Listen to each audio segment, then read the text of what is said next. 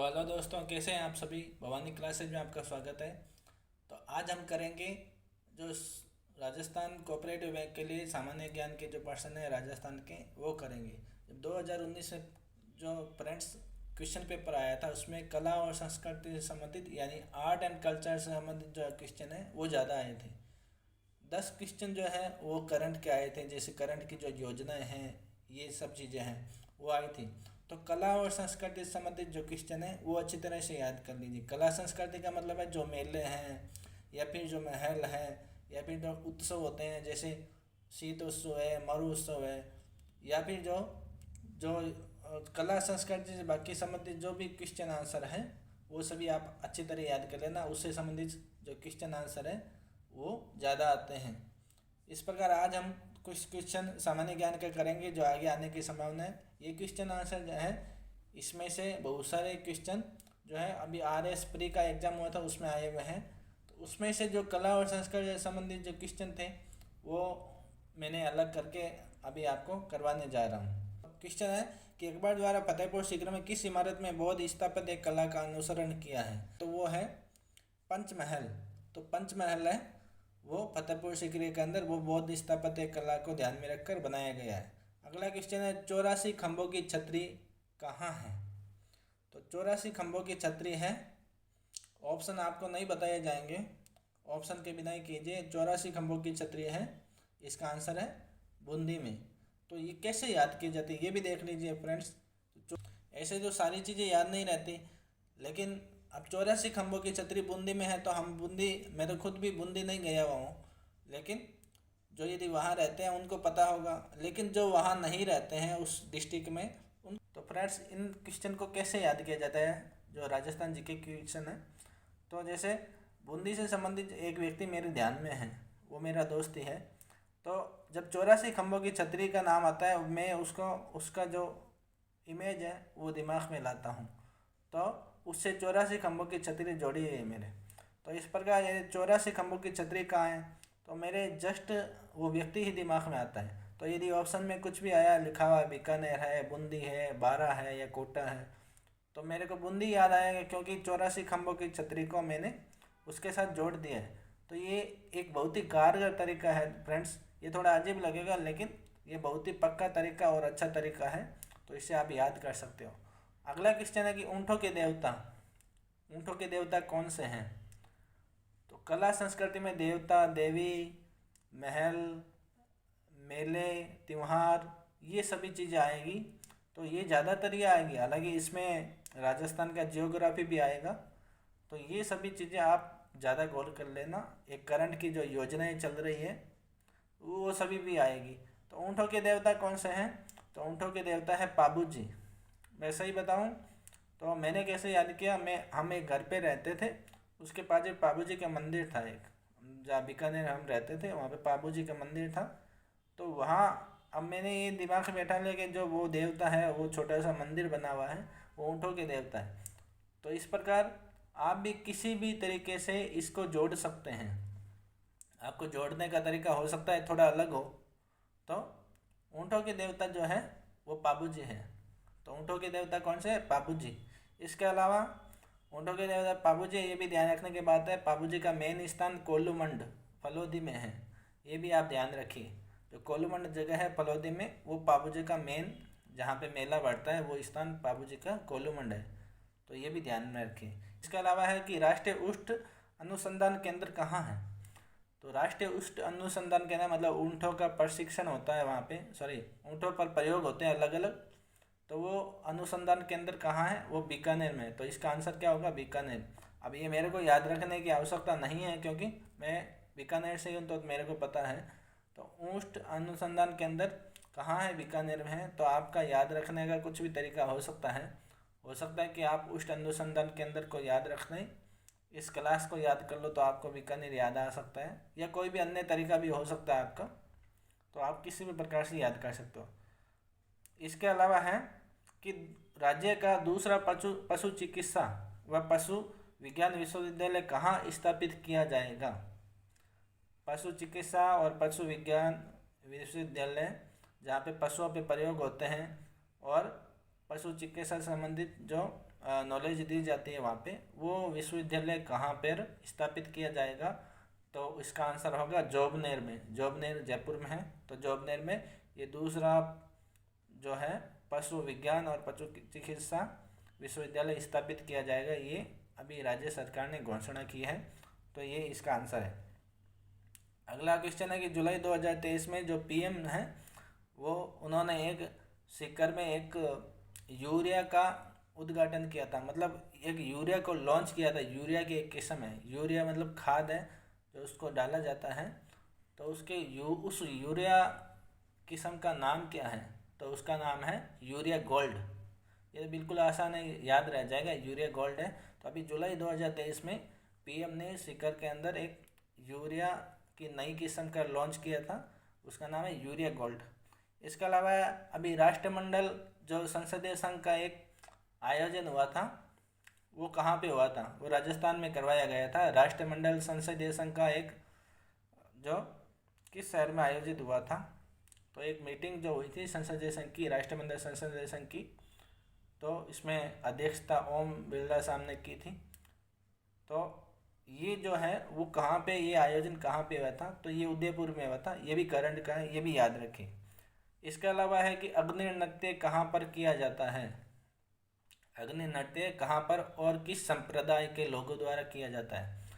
तो फ्रेंड्स बता दो कि अग्नि नृत्य में क्या होता है कि वो फतेह फतेह बोल के आवाज़ लगाते हुए एक संप्रदाय के लोग आग से निकलते हैं। आग के वो बिछा हुआ होता है, पूरी आग बिछी हुई होती है, लकड़ी जल रही होती है, उसके अंदर पैर रखते हुए उसको पार करते हैं। तो वो कौन से संप्रदाय वो अग्नि नृत्य करता है और वो कौन सी जगह है? तो बता दो कि ये हमारे बीकानेर के पास ही है, एक गांव है, वहाँ पे किया जाता है। संप्रदाय का नाम है जसनाथी संप्रदाय। तो जसनाथी संप्रदाय द्वारा ये किया जाता है अग्नि नृत्य। तो अग्नि नृत्य कहाँ पे किया जाता है? बीकानेर जिले में जसनाथी संप्रदाय के द्वारा किया जाता है। इसके अलावा चंद्रभागा मेला कहाँ पर आयोजित किया जाता है? अब चंद्रभागा मेला कहाँ पर आयोजित किया जाता है, ये मैंने शायद सही बताऊँ तो आपको 10 या 15 साल पहले इस क्वेश्चन को याद किया था और आज भी वो याद है। इसका रीज़न है कि चंद्रभागा मेला, जो चंद्रभागा मेला है वो वहाँ पर मैं उस डिस्ट्रिक्ट में गया नहीं हूँ, लेकिन चंद्रभागा को मैंने वो भूतपूर्व जो मुख्यमंत्री थी वसुंधरा राजे उनसे जोड़ दिया था। क्योंकि चंद्रभागा जो मेला है झालरा पाटन में लगता है। जो झालरा पाटन जो है वो वसुंधरा राजे का जो है वहाँ से वो एमएलए बनी हुई है, तो इसलिए झालरा पाटन जो है वहाँ पे चंद्रभागा मेला लगता है। अब चंद्रभागा मेला कहाँ लगता है, मुझे यदि कोई भी व्यक्ति पूछे तो मेरे को तुरंत याद आ जाता है, क्योंकि मैंने 10 साल पहले इसको वहाँ के भूतपूर्व मुख्यमंत्री से, अपनी राजस्थान के भूतपूर्व मुख्यमंत्री से जोड़ दिया था। तो इस प्रकार आप कुछ भी जोड़ के, आप अपना अलग तरीका हो सकता है आपका, तो इस प्रकार आप जोड़ के बना सकते हो। आप जब पढ़ते हो, जब भी आप किसी क्वेश्चन को आंसर को जोड़ सकते हो, उस पर आप परमानेंट आपको याद रहेगा। ये चीज़ की हुई है मैंने। इसके अलावा है फ्रेंड्स, चुकंदर पर आधारित प्रथम चीनी उद्योग कहाँ स्थापित किया गया था? तो चुकंदर से चीनी जो निकालने का प्रथम जो कारखाना है, प्रथम उद्योग है, वो कहाँ पर स्थापित हुआ था? श्रीगंगानगर। श्रीगंगानगर शुगर मिल आपने सुना होगा। तो राजस्थान का पहला चुकंदर से चीनी निकालने का उद्योग वहाँ पर स्थापित हुआ था, बहुत पहले हुआ था। इसके अलावा फ्रेंड्स, माही बजाज सागर परियोजना है वो किन 2 राज्यों का संयुक्त उपक्रम है? मतलब उसमें वो कौन कौन से स्टेट शामिल है? माही बजाज आपको पता ही है कि माही नदी यहाँ डूंगरपुर बांसवाड़ा के पास में ही बहती है। तो ये होगा, इसका आंसर होगा 2 कौन से राज्य है? राजस्थान और गुजरात। ये राजस्थान गुजरात का संयुक्त उद्यम है, उपक्रम है। तो ये उसमें राजस्थान और गुजरात की भागीदारी है। उसको पानी का बंटवारा भी उसी हिसाब से होता है, राजस्थान गुजरात में जाता है। जो माही बजाज परियोजना है उसमें कौन से 2 राज्य सम्मिलित हैं? राजस्थान और गुजरात। इसके अलावा सीता माता वन्य जीव अभ्यारण्य कहाँ है? सीता माता एक उड़न गिलहरी के लिए प्रसिद्ध है। सीता माता वन्य जीव अभ्यारण्य कौन से ज़िले में है? तो ये है प्रतापगढ़ में। तो प्रतापगढ़ में यह सीता माता वन्य जीव अभ्यारण्य है। तो सीता माता वन्य जीव अभ्यारण्य कहाँ पे है? उड़न गिलहरी के लिए प्रसिद्ध है फ्रेंड्स। वो वो गिलहरी का उड़न गिलहरी के लिए ये सीतामाता अभ्यारण्य प्रसिद्ध है, तो ये प्रतापगढ़ में है। इसके अलावा शेरगढ़ वन्य जीव अभ्यारण्य कहाँ है? शेरगढ़ वन्य जीव अभ्यारण्य है बारा में। तो ये अभ्यारण्य है, ये कला संस्कृति जो भी पर्सन है वो ध्यान से पढ़ लीजिएगा। इसके अलावा है फ्रेंड्स, नथमल की हवेलियाँ कहाँ हैं? नथमल की हवेलियाँ हैं या फिर पटवों की हवेलियाँ हैं। नथमल की हवेलियाँ हैं या पटवों की हवेलियाँ हैं, सालिम सिंह जी की हवेलियाँ हैं। ये जो हवेलियाँ हैं फ्रेंड्स, उसका उत्तर है जैसलमेर में। तो जैसलमेर में ये नथमल की, पटवों की, सालिम सिंह जी की हवेलियाँ हैं। तो ये हवेलियाँ कहाँ हैं? जैसलमेर में। इसके अलावा रामपुर हवेलियाँ जो हैं वो भी बता दूँ कि रामपुर हवेलियाँ बीकानेर में हैं। तो बीकानेर की जो प्रसिद्ध हवेलियाँ हैं वो रामपुर हवेलियाँ हैं फ्रेंड्स, लाल पत्थर से बनी हुई है, तो वो भी फेमस है रामपुर हवेली। इसके अलावा नथमल की हवेलियों की बात करें तो इसमें भी जैसे ताजमहल के कारीगरों के हाथ कटवा दिए गए थे हवेली वो ताजमहल बनने के बाद, इसी प्रकार इसमें नथमल की हवेलियाँ बनने के बाद में कारीगरों के हाथ कटवा दिए गए थे। तो इस प्रकार याद रखिए कि नथमल की हवेलियाँ कहाँ हैं? जैसलमेर में है। इसके अलावा राजस्थान राज्य सूचना आयोग की एक पीठ है, वो स्थापित कहाँ की जाएगी?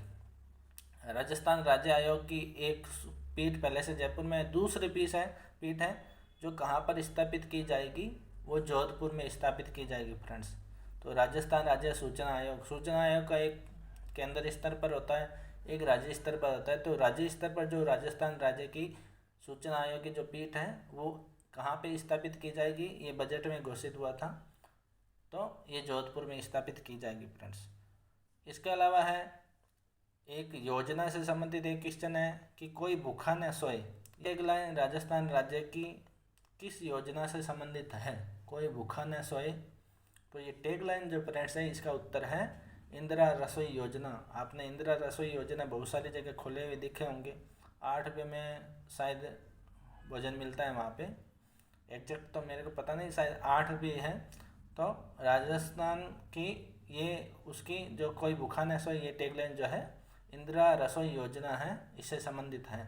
तो ये टैग लाइन भी पूछी जाती है फ्रेंड्स कि ये किससे संबंधित है, या जो है ये उड़ान योजना किससे संबंधित है, या जो भी राजस्थान की योजना है ये किससे संबंधित है, तो ये पूछा जाता है। कौन सी योजना राजस्थान की गर्भवती महिलाओं से संबंधित है? मतलब डिलीवरी के बाद में जो बच्चे का और महिलाओं का जो जान रखा जाता है, पोषण किया जाता है, वो उससे संबंधित कौन सी योजना है जो राजस्थान सरकार की है? तो इसका उत्तर है फ्रेंड्स मिशन वात्सल्य योजना। मिशन वात्सल्य योजना के अंतर्गत जो महिलाएं हैं, गर्भवती महिलाएं, और उसका जो बच्चा है 0 से 6 माह तक उस बच्चे का लालन पोषण, भरण पोषण किया जाता है और अच्छी तरह डिलीवरी हो जाए, इसका भी ध्यान रखा जाता है। ये योजना का नाम है मिशन वात्सल्य योजना।